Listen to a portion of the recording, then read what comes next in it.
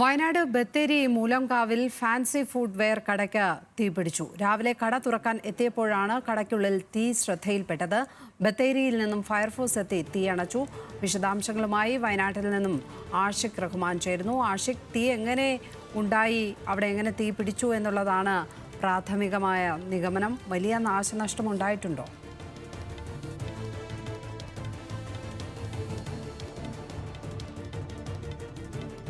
നഷ്ടമുണ്ടായിട്ടെന്നാണ് നിലവിൽ ഈ കടയുടമ വിശദീകരിക്കുന്നത്.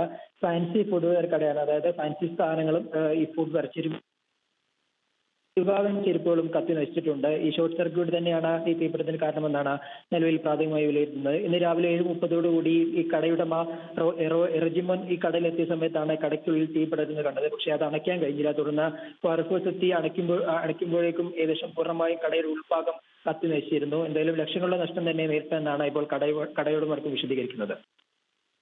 ആഷിഖ് റഹ്മാനാണ് വയനാടിൽ നിന്നും വിവരങ്ങൾ പങ്കുവച്ചത്.